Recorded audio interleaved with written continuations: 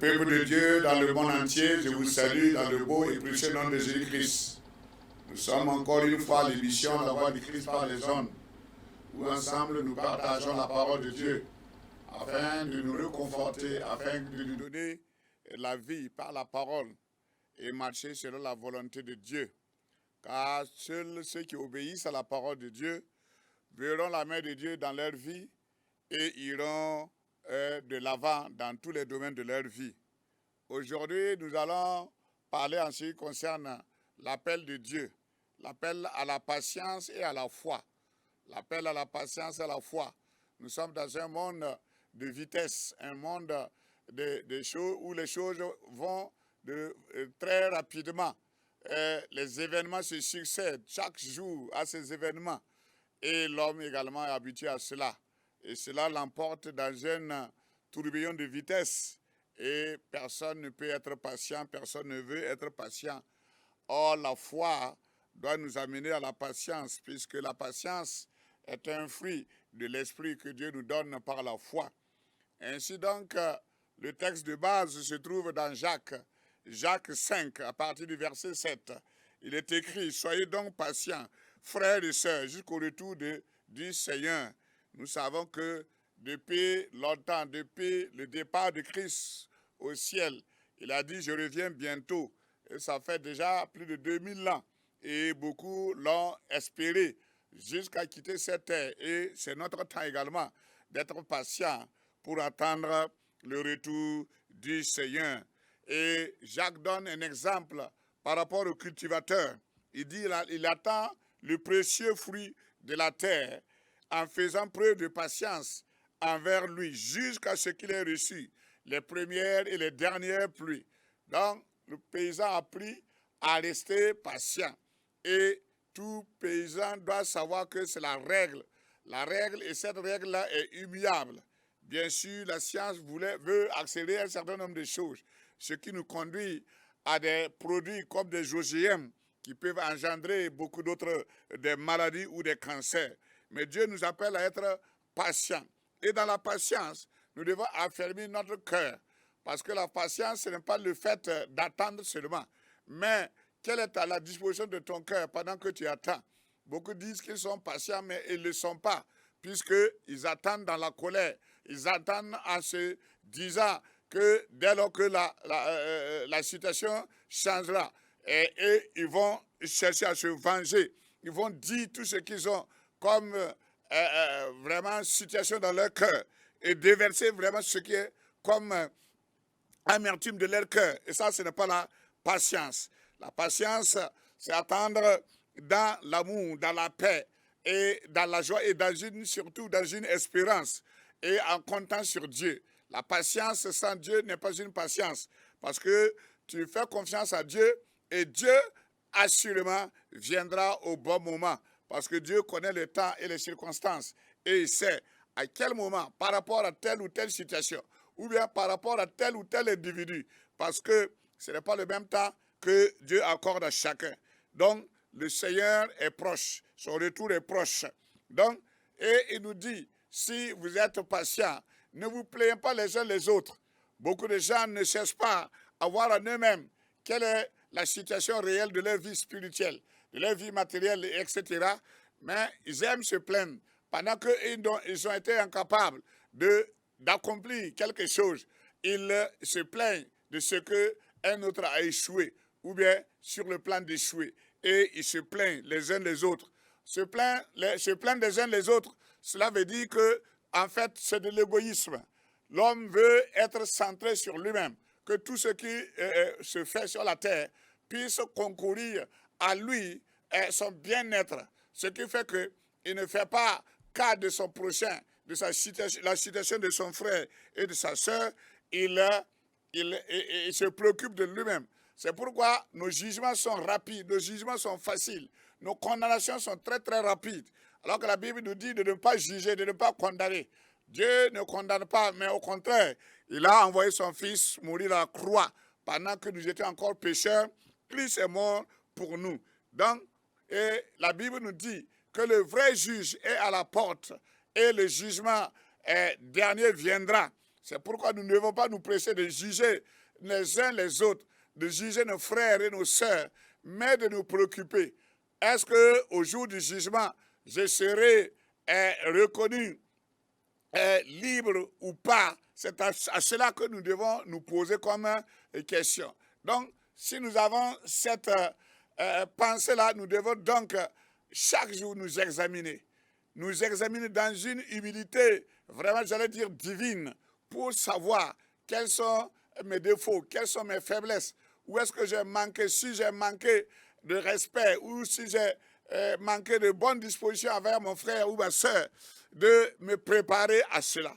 Donc, c'est ainsi que nous verrons que la patience va faire son travail. Et nous dirons, je ne peux pas changer un tel. C'est Dieu qui peut le changer. À ce moment-là, la patience nous appelle à la prière, nous conduit à la prière. Que ce soit même ton épouse, ton mari, tes enfants. Tu as beau crier, tu as beau te taire ou faire gesticuler ou pas, tu ne peux changer quoi que ce soit. La Bible dit que à celui qui est insensé, tu as beau t'énerver, cela ne change rien. Tu as beau parler calmement, cela ne change rien.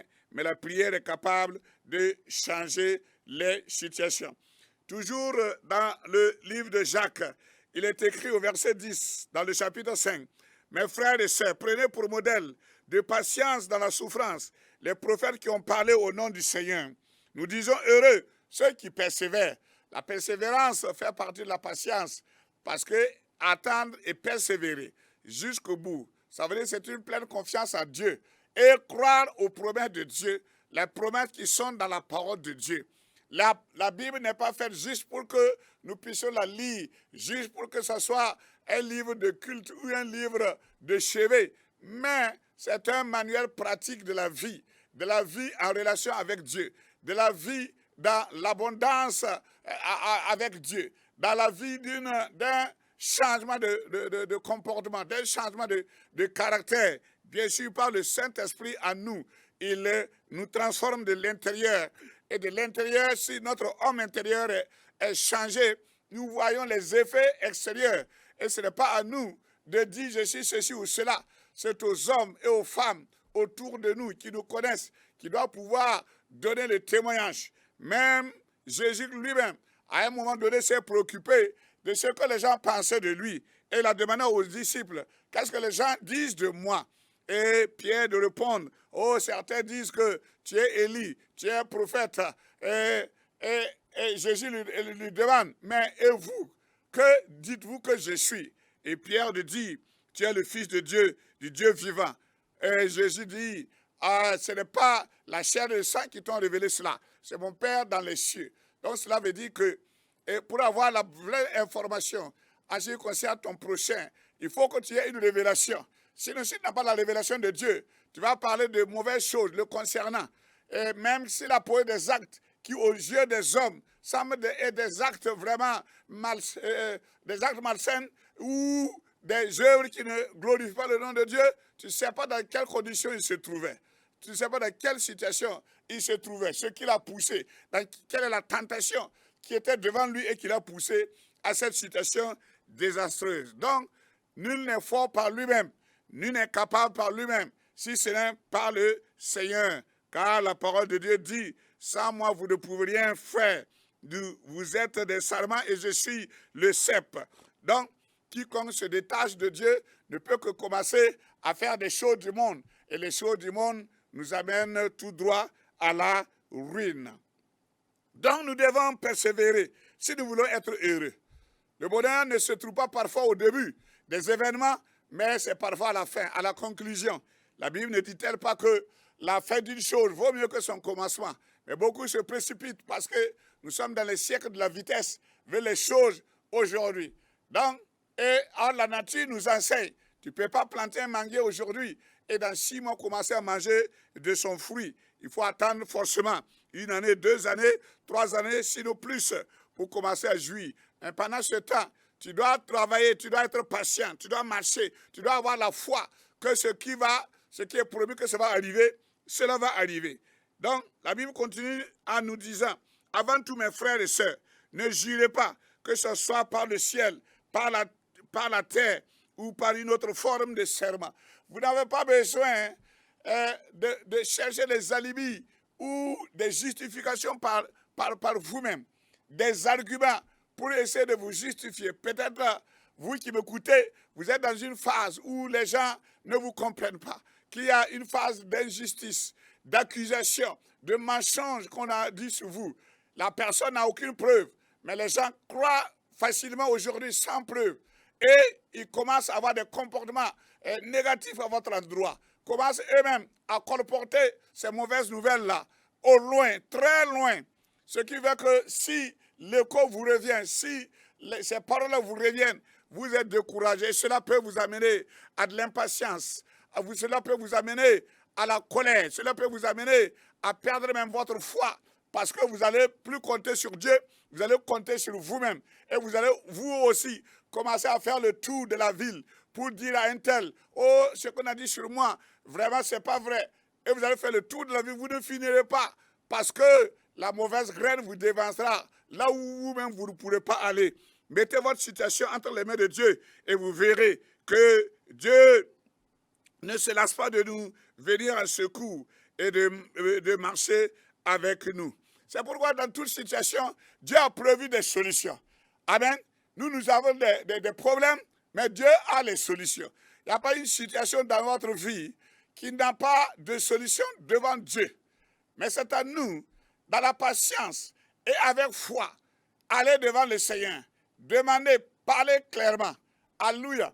Parfois, les gens croient que la prière, c'est aller allier des mots et attendre forcément un miracle de Dieu. Non, la prière, c'est une conversation avec un Père qui aime, un Père vraiment bienveillant, qui nous connaît, qui sait quel a été notre commencement et quel sera même notre fin, et qui connaît la situation dans laquelle nous nous trouvons.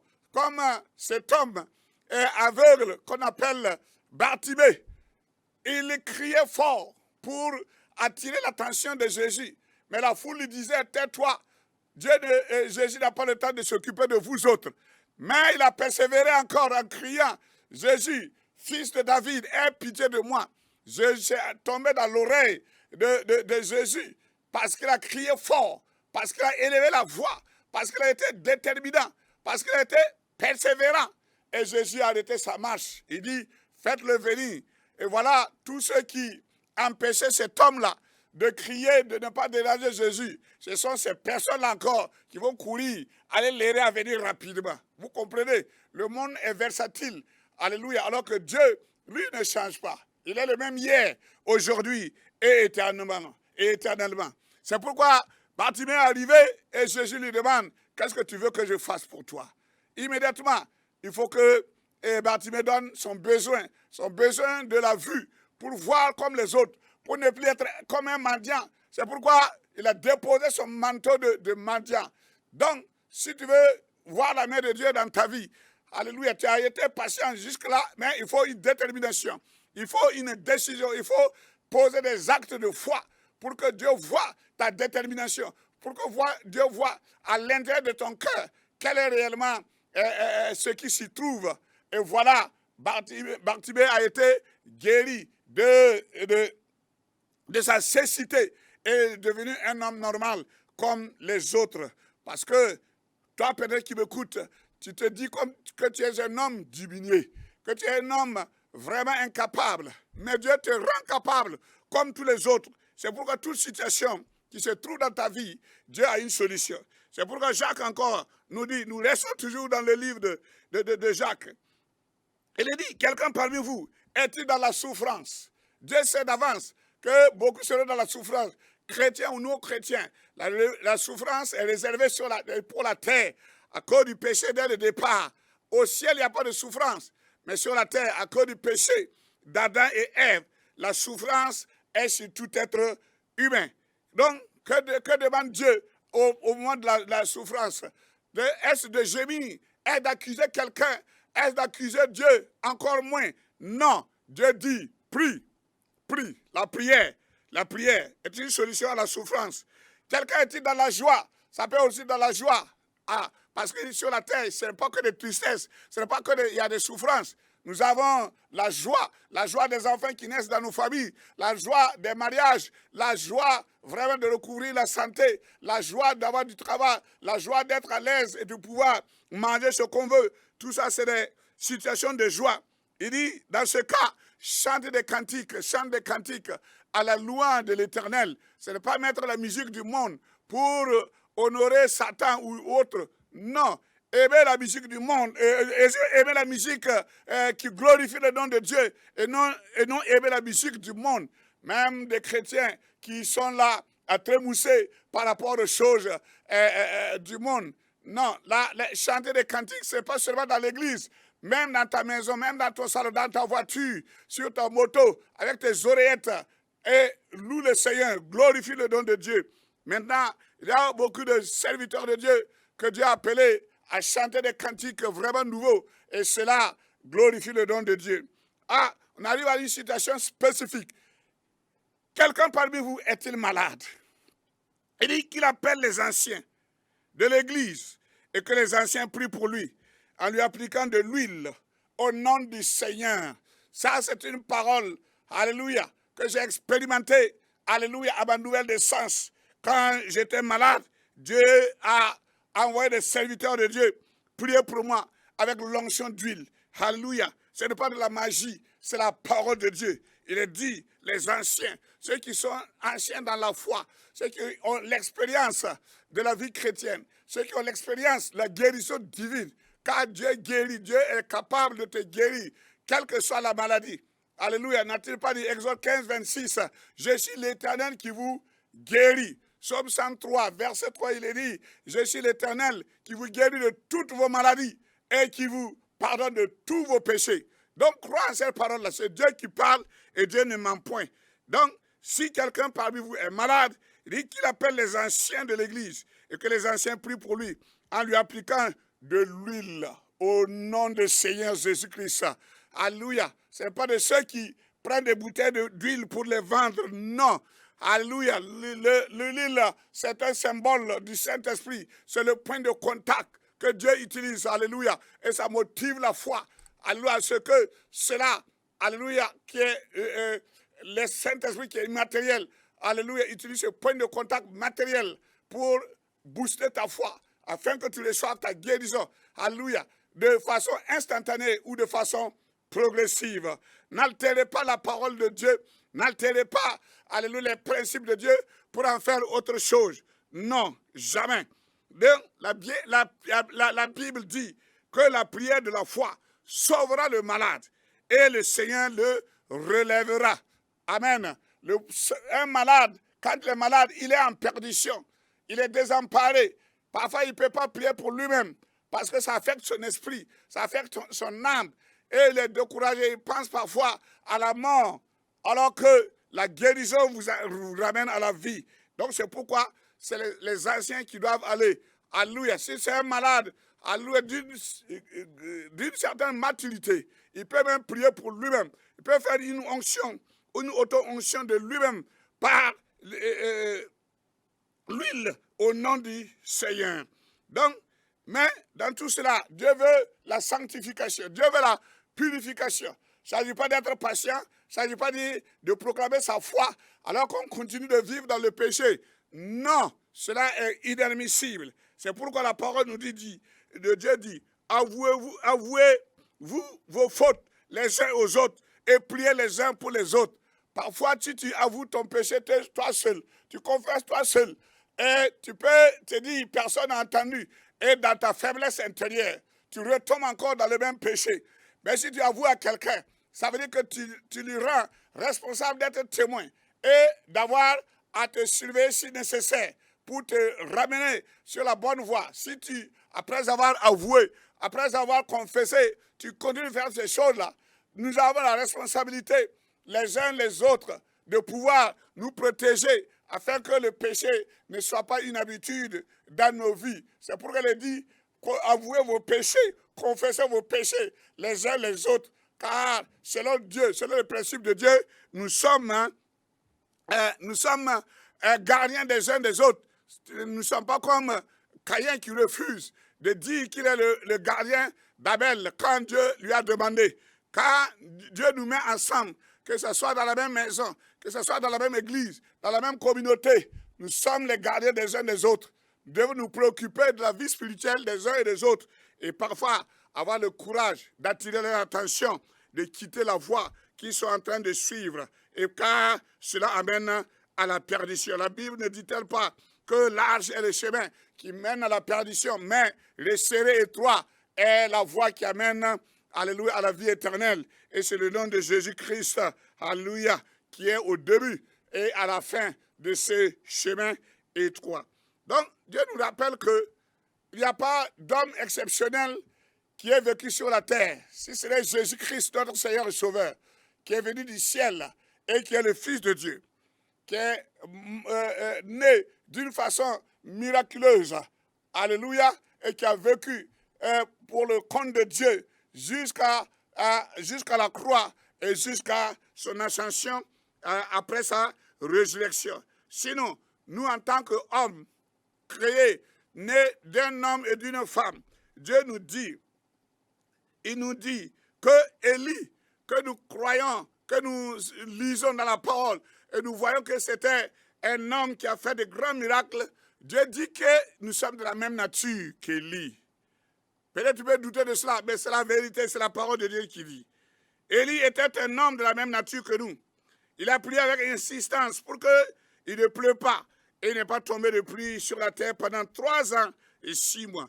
Puis il a de nouveau prié et le ciel a donné de la pluie et la terre. Si nous lisons le passage concernant ce Élie-là, nous voyons que effectivement, on ne l'a pas classé comme un homme exceptionnel.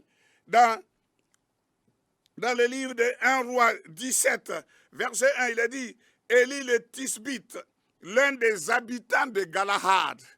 On a dit l'un des habitants de Galahad. On n'a pas dit qu'il est un prophète exceptionnel, non. Mais il a eu la patience, il a eu la foi.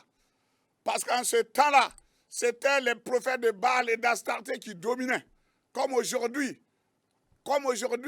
beaucoup de religions qui sont dominatrices par le nombre. Par le nombre. J'ai vu les statistiques dernièrement au niveau national. Les protestants, c'est 7% seulement. Alléluia. On dirait seulement, mais ça c'est en nombre. Mais devant Dieu, Dieu nous voit comme un peuple, un peuple grand. Et si chacun de nous devenait un Élie, oh, quelle merveilleuse chose nous allons observer dans ce pays, dans le continent et dans le monde entier. Élie était l'un des habitants de Galahad, qui dit à Akab, l'Éternel, le Dieu d'Israël, je suis le serviteur, et il est vivant, il n'y aura pas dans ces années-là de rosée ni de pluie, sauf à ma parole. Et cela s'est accompli. Alléluia. Donc, si nous avons la patience, si nous avons la foi, et nous croyons que Dieu vit en nous, notre bouche devient la bouche de Dieu. Nos yeux deviennent les yeux de Dieu. Nos oreilles deviennent les oreilles de Dieu. Alléluia. Ce que nous écoutons, si Dieu n'apprécie pas ça, nous ne devons pas l'écouter. Si nous regardons des choses que Dieu n'aimerait pas regarder, nous ne devons pas regarder. Si nous prononçons des paroles que Dieu n'aime pas, nous ne devrons pas les prononcer. Donc, Élie, certainement, était un homme ordinaire au pays de Galahad. Mais il ne marchait pas comme un homme ordinaire. Il vivait dans l'obéissance de la parole de Dieu. Et il avait confiance au Dieu du ciel. En ce temps-là, parfois, Dieu ne se manifestait pas à tout moment parmi le peuple. Donc, Israël était vraiment comme en errance spirituelle. Et c'est pourquoi, à un moment donné, Élie même croyait qu'il était tout seul. Parce que les autres prophètes, tous étaient exterminés. Mais Dieu lui a dit qu'il n'était pas seul. Il y avait beaucoup d'autres prophètes que Dieu a préservés. Donc, si nous croyons que nous sommes isolés, même si nous croyons que nous sommes seuls, nous avons la capacité de Dieu de nous lever, de marcher et de proclamer. Et nous allons voir que Dieu va nous accompagner. Mais si nous sommes assis, si nous ne voulons rien faire, si nous croyons que c'est les autres qui doivent faire pour nous, oh, quel dommage. Nous n'irons pas loin. Nous fuirons dans l'erreur, nous fuirons dans la décrépitude. Mais ici, nous avons vu que Élie s'est levé Et Dieu s'est manifesté. Alléluia. Parce que la Bible dit que nous jugerons même les anges, nous serons comme des anges. Donc il y a la capacité, il nous a donné tout pouvoir de marcher sur les serpents, les scorpions et sur toute la puissance de l'ennemi. Et rien ne pourrait nous nuire. Crois à cette parole-là. Lève-toi. Maintenant, là où tu es, si tu m'écoutes, nous allons prier et prendre autorité. Père éternel, nous te confions ces moments, ô Dieu Tout-Puissant. Tu nous as donné, tu nous as appelé à être patient et à avoir la foi qui s'appuie sur ta parole, la foi qui nous fait croire les choses que ta bouche même a prononcées. Et notre bouche, elle devient ta bouche maintenant. Et nous proclamons les choses. Et les choses viendront à l'existence. Dieu vivant de gloire, je prie pour mon frère et ma soeur, ou quiconque, même qui ne connaît pas Christ, alléluia, de réveiller son esprit, afin qu'il proclame que le Dieu que nous servons est le seul vrai Dieu. C'est ce que Nebuchadnezzar a proclamé. Et là, Dieu l'a fait quitter du règne animal vers le règne des humains. Qu'il en soit ainsi. Si tu es, alléluia, dans les bas étages de la vie, si tu es en train de voler en bas comme des hirondelles, alléluia, Dieu relève son esprit maintenant. Dieu ranime ton esprit à ce moment. Que Dieu ranime ton esprit à ce moment. Et que tu te réveilles maintenant. Tu te affrontes la situation avec courage, de bon cœur. Parce que Dieu est avec toi, il ne t'abandonnera pas. C'est ce qu'il a promis. Et ce qu'il a promis, il veille pour l'accomplir. Lève-toi. Commence à faire le premier pas. Commence à agir. Si tu es malade, relève la tête. Si tu es couché, lève-toi et assieds-toi par la puissance de Dieu te touche à ce moment-là, te visite à ce moment-là. Et ce que je proclame, Dieu l'accomplit, alléluia, par sa puissance. Agis maintenant. Alléluia. Si tu avais échoué, va reposer ton dossier maintenant. Alléluia. Si beaucoup de prétendants t'ont abandonné, alléluia, proclame. Et celui qui est ton mari ou ta femme viendra. Alléluia. Quitte la misère, quitte les bas étages et marche droit à t'appuyer sur la parole de Dieu. Alléluia. Si tu es malade, prie. Si tu es dans la souffrance, prie. Alléluia. Si tu es dans la joie, chante des cantiques au nom de Jésus. Dieu de grâce, je proclame la victoire sur ta vie, la victoire dans toutes choses. Alléluia. Et demain dans la patience et la foi. Et le Seigneur Dieu, certainement, alléluia, ne t'abandonnera point. Reçois tout ce que l'Éternel a prévu pour toi. Reçois ça en ce moment. Alléluia. Rapidement et avec joie et avec empressement et avec action de grâce. Que la main de Dieu se repose sur vous qui m'écoutez en ce moment. Au nom puissant de Jésus-Christ, j'ai prié. Amen. Amen. Amen.